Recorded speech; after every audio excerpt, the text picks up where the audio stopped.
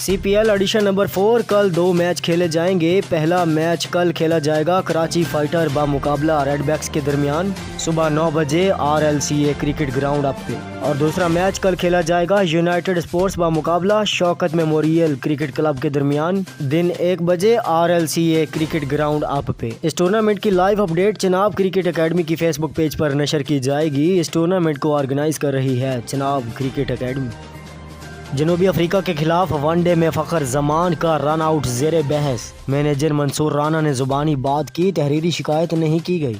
De Kock के इशारे पर मुड़कर देखने वाले फ़खर 193 रन्स पर रन आउट हुए। पैसे की चमक जनूबी अफ्रीकी खिलाड़ियों पर गालिब आ गई। 5 खिलाड़ी आखिरी मैच खेलने के बजाय IPL खेलने रवाना। और गुलाम फरीद साबरी का नाम कवाली की पहचान। गुलाम फरीद साबरी को दुनिया से गए 27 बरस बीत गए।